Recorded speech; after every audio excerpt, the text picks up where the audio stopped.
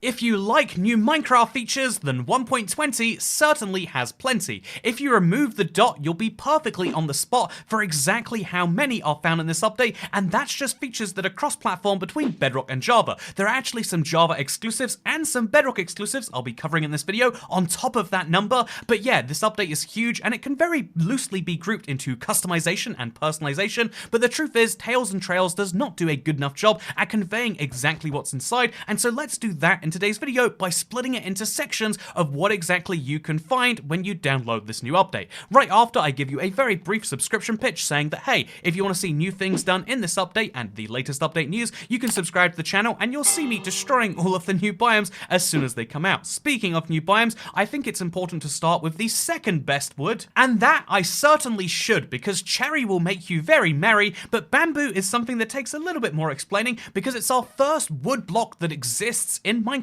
that you don't find by chopping down a tree or tree-based organism. Instead, you get bamboo blocks by combining the old bamboo plant. They finally decided to add these to the game, which is really fun because you get the bamboo block and the strip bamboo block variant, which you can get by stripping the bamboo block. Now I just have two of them. And then there's also the bamboo mosaic blocks, as well as all of the planks, the stairs, and the slabs for the regular bamboo planks. This is two brand new, entirely, different sets of planks. I really like the bamboo mosaic. It kind of leans into the bamboo identity, but you might like the regular bamboo specifically for making these strong vertical lines, kind of like bricks but made from wood. I like it a lot, and you certainly might too. Then we've got the bamboo fence gate and the bamboo fence, which aren't available in both variants, but still, I think they look decent enough. If you want a yellow wood block font, then this is a great way to do that. The 11th feature is the bamboo sign, and this is a fun way to say hi. We've got the bamboo button, which you can press, and it sounds exactly like the other ones, but the interesting blocks to me are the bamboo trapdoors at 13, the bamboo regular door at 14, because both of these have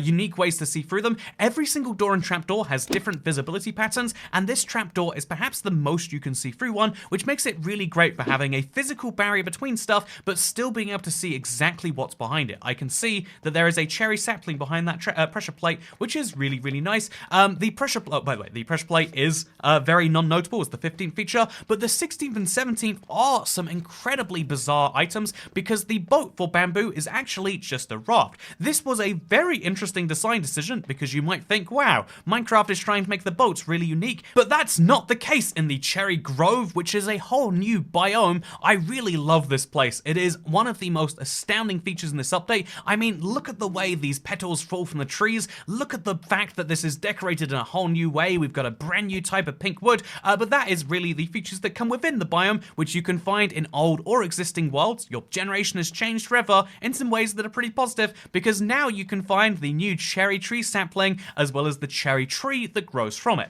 I think cherry trees are one of the most beautiful ones yet, partially because of all the blocks that come with them. They have cherry leaves and cherry logs and cherry wood, which is obviously the kind of bark block thing. You can then strip the cherry wood and you can strip the cherry log, and then we've got the pink petals which are found on the floor. Pink petals seem mostly useless, and that's because they are. But if you really want to push their usefulness to the max, you can do some interesting decorations with them, because when you place them on the ground, you can choose which direction they go. It's not like grass where it spawns on a basically random part of the block. You can actually summon them in, so you can have lots of cherry in some places and not much in others. And if I'm being honest, 99% of Minecraft players are not doing that level of detail. If you are, good on you. I'm proud of you. Do your fun stuff. But if you're not, you can simply just use it as a way to get pink dye, which I think is a great way to make you not want to die. However, it does have to be said that the Cherry Grove biome is not just limited to these things by themselves, because as we walk through the place, really appreciating the beauty, it should be said that also here you can get the brand new cherry planks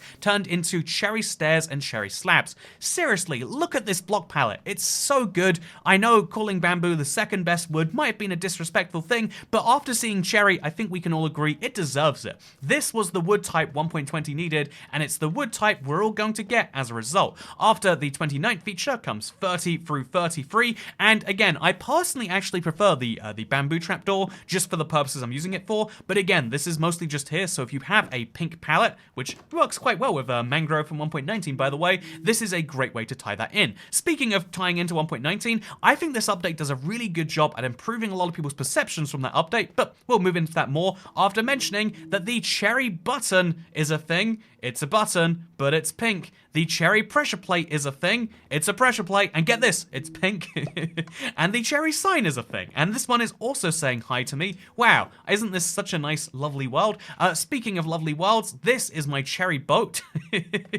And it's pigging some truths there. And this is a cherry boat with a chest. And oh, this one looks good too, huh? I love it. So with that said, that is the end of the Cherry Grove biome. But don't be fooled into thinking that's the end of the natural generation changes, because archaeology means that desert temples and desert wells have changed substantially too. And this is a really fun one in my opinion, because it means that there is now a brand new tool and a brand new reason to use those tools in the existing structures. So these existing structures doesn't mean that you can find these in your existing worlds, unless you find a brand new one. But yeah, you'll find suspicious sand chilling around. This is a clever way for it to be hidden. The 42nd new feature in 1.20. And what do you find inside the suspicious sand? Honestly, apparently gunpowder in this case. You can find all sorts of things hidden below the world, even in these kind of previously existing structures. This is a great update to existing stuff, and what you can find is not just gunpowder, it's the archery pottery shard, or a diamond. That's not a new feature, but it's nice that you can find it. You can find a skull pottery shard, or an emerald. Again, not a new feature, but it's nice. Like me, you might find a gunpowder, or if you're luckier, you might find the minor pottery shard, as well as the prize pottery shard, or a TNT. I mean, this is the TNT update, and now we officially have a new way to find it, right?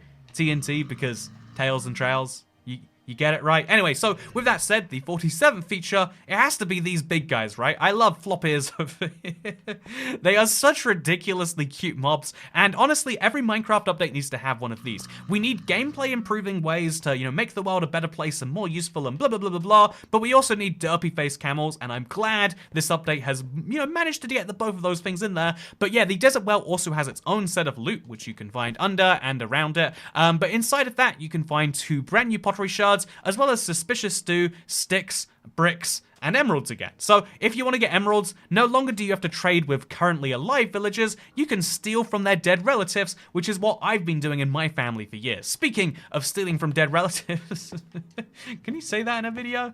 Speaking of stealing from dead relatives, you can do this using gravel as well. Suspicious gravel is a brand new thing you can find, and you can find this potentially in ocean ruins if they are cold. This is pretty great and bold, because inside of it, you can find 4 other new pottery shards. Do you see this, how different pottery shards are hidden in different places? If you want to find a particular type of pot, you need to find a particular place in your Minecraft world. If you really want a wooden hoe, then go precisely anywhere else. But if you really wanted to get it underwater, then now you officially have a way to do that, but that would be a waste in my opinion. Then we have the warm ocean ruins, which has its own set of stuff, including the Sniffer egg, which I guess we're gonna have to dive into a little bit later, but it's really fun to see that, right? But now let's show you the trail ruins, which is something you only see exposed in a crater. I know a lot of people saw the early snapshots and not a lot else, but this is an incredible structure, which as you can see has a lot of beauty to it. It's definitely the most put together structure in Minecraft, the most in need of improvements, you might say, but this is deliberate because this is an archaeological find that contains all of these brand new pottery shards, which are loots in their own right, but also an item you can use to craft beautiful pots. You can also find brand new smithing templates, you can find candles, you can find all sorts of weird loot across your Minecraft world. I don't know whether you'd necessarily want to find all this stuff, it feels like inventory filler to me, but you certainly want to find these, and you probably want to find these as well. And just in case this is your first video and you're wondering why would you want all these pottery shards, what is the point? The point is to make decorated pots. These can be made with just bricks and they'll look like so, but you can also use any of these pottery shards if you really want to, and you can craft your own pot, which will be almost certainly unique. There are 160,000 combinations. Apparently I'm missing one. There are 160,000 combinations of these because there are 20 unique pot shards and you can use them in any order, and so when you make a decorated pot, you are probably making one that no one around you, none of your friends or family, have ever seen before, and so you can tell specific stories. This is about, is this a mushroom that is, this is a wither mushroom that is on fire, and so you have to fight it. You can tell all sorts of weird tales of previous times if you want to, or you can just make dope-looking pots. It's your choice. Speaking of dope-looking pots, that's what you'd have to be on to have this bad a typing ability, and it used to be that when you saw a sign this bad, you just have to break it, but now signs can be edited by right-clicking or left trigger triggering on them, which means you can go through and you can say, gotta fix your spelling mistakes here. This is a 4 out of 10 job, Adorable Ho. You gotta do better next time. And you can go through manually and you can fix your worst spell checks. Or if you want, you can, you know, if you actually disagree with something, you want to say like, well, you know, I really don't like the way that he wrote dark oak. In the UK, we actually spell oak like this. Fun fact, very little known. So that is now something we can fix. That is a true fact, don't look it up. That is how we spell oak. Anyway, speaking of spelling oak, the oak hanging sign is really nice by itself, but what about the spruce hanging sign? These are signs that can be held not just in one direction, by the way, but you can take it down, and then you can put it on the side of something, just like this. So you can see, this is one way, this is another way, and then you can also, if you really want to be fun, you can put it on the side of blocks, but hanging from the side, just like this. So there are lots of ways you can hang these signs, and in fact, they also work as a fun, like, I guess almost parkour element, because you can physically stand on them as long as they have this top post as well. Something I absolutely find swell, honestly. So the spruce hanging sign, the oak hanging sign, sorry, it's there's just a typo here. Sorry to be so unprofessional, not spotting that in the video. The birch hanging sign, the bamboo hanging sign. There's new hanging signs for every type of wood, including, if you can imagine it, the cherry and the bamboo wood, which is really nice. I mean, again, if you look at these hanging together, they just look so beautiful, and I'm never gonna actually see these as signs and write things on them. I mean, what else is there to write on them besides vague threats about subscribing? Certainly nothing, that's what I would say. So yeah, that is the hanging signs. One of the first features they announced this update, one that a lot of people forget, but it's one you shouldn't sleep on, and just in case you're curious as to how you get them, it's not a regular sign. The regular sign is this thing right here.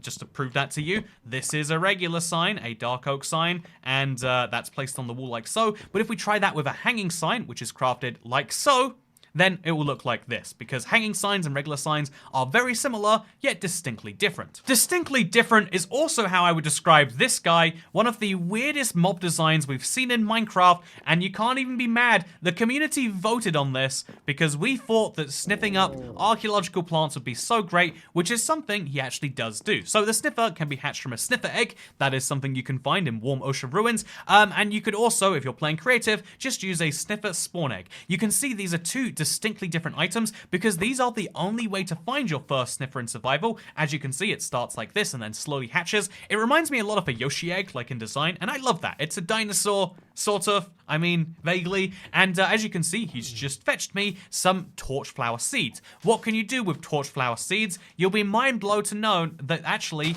you can grow a Torchflower with them. What does a Torchflower look like? This thing. This is a new source of orange dye, but more realistically, it's a decorative flower, and the pitcher pod can be grown in dirt too, and this is like this, a new source of dye, but more realistically, a pretty too-high plant. I like the look of these things. I find the look of this guy to be something that I will not talk about, because instead we'll be moving into the next section. Smithing tables have now been changed in quite a serious way. There are 3 slots, not 2. This 3rd slot requires a trim, no matter what you're doing. Even just upgrading your gear to netherite, thank God we did it before the update, is going to require a new smithing template. But these smithing templates come in lots of styles. Do you want to see all of them? Well, first of all, wait, have you even noticed my armor? Do you see how I've got lapis lazuli armor on right now? That's made possible by these new armor trims. So armor trims come in lots of variants, but there's also a new smithing template called the netherite upgrade. This can be used alongside diamonds and, or rather alongside, you know, like the diamond tool and also the netherite ingot to upgrade yourself right to netherite tools, which might be great for making stuff like this. If you're curious about what you can trim armor with, any type of armor can be trimmed, and it can be trimmed with any of these 10 varieties. This leads to the number of armor trims being measured in a number I can't even say. It's just too big. Damn it! It's so many. What? How do you even start reading that number out? But that number of trims exists in Minecraft, and so as a result, you can see, wow, look how many different variants we have. Personally, I have a few favorites. I really like the Vex armor trim. It looks super smart. I really also like the Dune armor trim because it's got the nice eye on it. And realistically, the Silence armor trim is one of the rarest, but also one of the best. When you trim your armor with Silence, it looks more like the trim than the base armor. This is actually a gold chest plate, not a lapis chest plate, as you could probably guess from the fact that there is no lapis chest plate. But yeah, the fact that you can trim any armor and make it look this incredible is why Silence is incredible. Actually, wait, if Silence is so incredible, then